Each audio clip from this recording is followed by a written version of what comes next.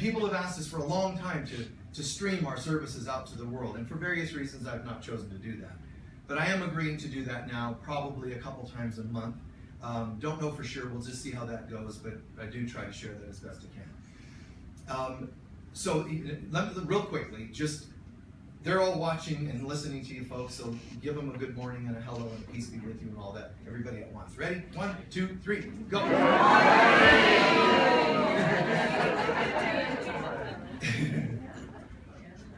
That was a good morning to you all. Now, if I may today, the tirade I want to share has to simply do with this world. It's no small topic, but this world. You know, I travel around a lot, and last week I was on tour for a week. I was in South Florida last week. Next tour will be in Boston, like in a month from now. But I go on tour and I hear people. I do private sessions, you know, and even from the pulpit when people come up and share what's going on in their lives. You know, I listen, and I really sometimes am really, you know, amazed at the stuff that goes on this planet. And I think right now one of the things that struck me is the last tour and sharing with the world as well, is the amount of folks that are feeling confused about direction, their life direction. It's not, I'm not doing a service on that, I'm not giving a full message on it. I'm talking about the frustrations people have for a moment. So my tirade is about how sometimes you folks are trying to get blood from a turnip. And if you're in foreign countries, trust me, that made sense in some cultures. You know, blood from a turnip. It's a figure of speech, meaning you're trying to get something from something you cannot get it from. It can't work. So we find a lot of folks in the spiritual world, the spiritual community, are basically right brain dominant. And they're trying to figure out why the left brain world doesn't accept them. But they don't even realize that it's a left brain world. They just think something's wrong with them. And there isn't anything wrong with you. Whether you're struggling trying to get a left brain concept of a relationship in order, or a left brain version of a job, or politics, or what, the world is mostly made up from our egos, as A Course in Miracles would say it. And the ego is mostly dominating your left brain. The right brain keeps trying to listen to new inspiration. But the left brain not only will not allow that, because it'll overanalyze everything, and make sure you don't trust things like spontaneity and imagination. The world that we've created functions predominantly on left brain. So as soon as you try to become a more inspired, spontaneous, loving person, the world's already against you on that. The world's already ready to shoot it down. And I can't even tell you the number of people that I've dealt with that are just frustrated and trying to figure out why? And I'm like, really? Don't you even understand it? Is there something wrong with me? No, don't you get it? You're just right brain dominant. I tried college and it didn't work for me. Well, it wouldn't. Because it's already been designed to be left brain to shoot down right brain people. Because right brain people are closer to God. And I don't mean literally they're better, because everyone has a right and left brain. That doesn't mean I'm making some class of people better. All of us have a right brain. So it's not a group of people. But it is our more feminine side that is right brain. That represents our more intuitive, imaginative self. And it is wearing on us. It is tiring on us to constantly be deluged with the other. One time I remember a daughter of mine that struggled quite a bit in this lifetime. And I remember yet another thing had gone wrong in her life, and she just felt like things always went wrong in her life. And she could not manage very well in this world. She tried a little left, it didn't work, a little right, straight forward, it didn't work, back up, it didn't work. Nothing was working in any direction. And one day I remember hearing her wailing, deep, deep tears, and I just thought, oh, God, what do I do? You know, I could hear her rooms away. So I went into her room, and this is one of the primary times that in my life where this came to me. I went into her room, what's wrong? Just wailing. But I tried and got so invested in this one thing, finally going right. And I can't believe it, I made a mistake, I'm so stupid. And it all went wrong. And I said, you know, I'm starting to catch on to something here. And I tried school and my friends, and they went to college, and I can't, and I only lasted a week, and we're on and on. And I said, who do you admire? Name a few people that you really admire and look up to. And she named a few people. And they were all eccentric, film directors. And I went, that's it. I said, honey, don't you realize? You're just like them. And none of them fit in. You're crazy, just like them. But I was saying it in the light, you're eccentric. You're right-brained. You can't do 1, 2, 3. You're like 1A, Z, 2, 5, B, like however the wind blows, it's just, and that's genius.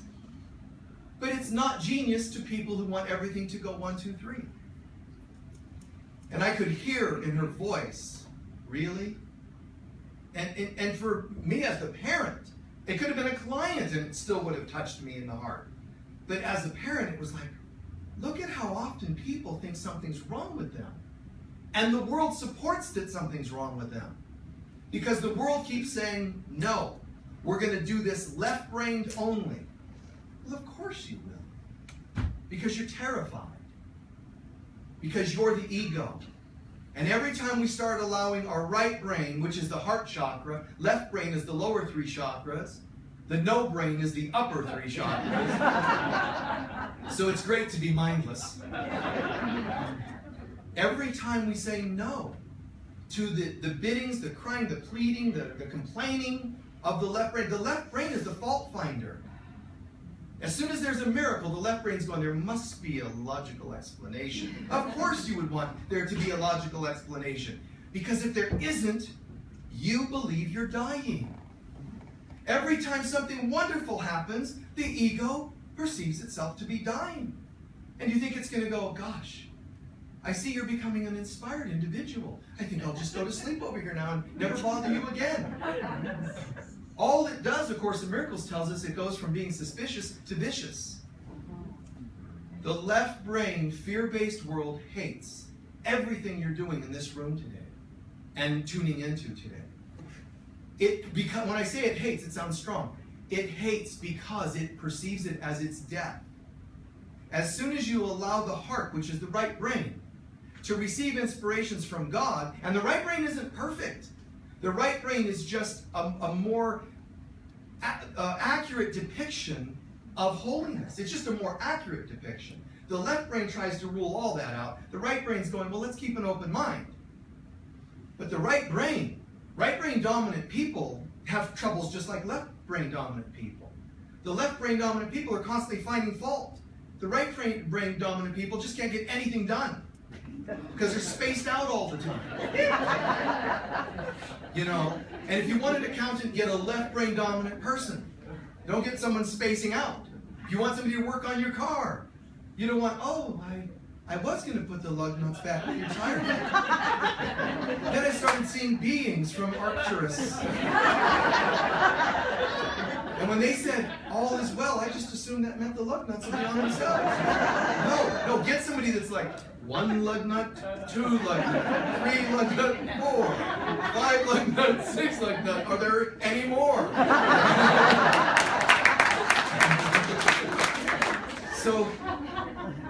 So I'm not saying right brain, because that's also then saying female.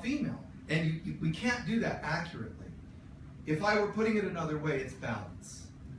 But there is a priority of order. There's balance, but the priority looks like this. Some of us do the left brain dominant, which is like saying your lower chakras rule your life, your fear-based part of your brain. Is that okay? Your reptilian fear-based part of your brain will run your life. It's not advisable.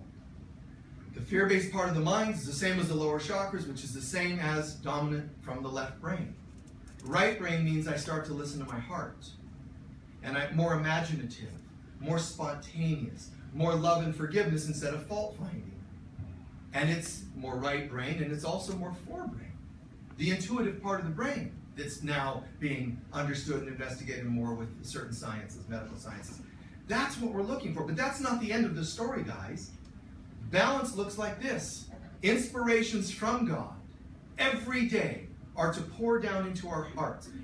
To inspire us, to give us ideas, imagination, creativity, which the left brain's going to try to shoot down as soon as you launch that balloon. And you say, no, I have a job for you, left brain. I need you to help me figure out how to actually implement this idea. See? So the artist, the director, the writer of a new film or whatever, some creative project, you still need to hire the actors. You still need to get people to play the roles. The left brain has an assignment, and it loves that. It just needs to know that it's not being shamed and killed, because it isn't. But the ego's running it is being bid farewell. That's all. But the ego doesn't know how to see holistically and the big picture. It's very tangential. It's very narrow-minded.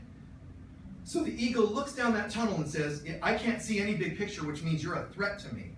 So when you start trusting inspirations from something we can't even see, forget it. And immediately it rules that the new opportunities out. So as I'm coming to a close, please keep in mind, for yourselves, don't let this world get you down. But also don't buy into this world. You don't have to cave and do it their way. And yet it's designed to do just that, to get its way. So the world will say you must file your taxes, so do so. Give to Caesar what's Caesar's, but don't buy into it. Don't think that it's what rules your soul. Play the game, because that's mastery. To be able to know the truth, but respect the illusion and play the game, that's what you got to do.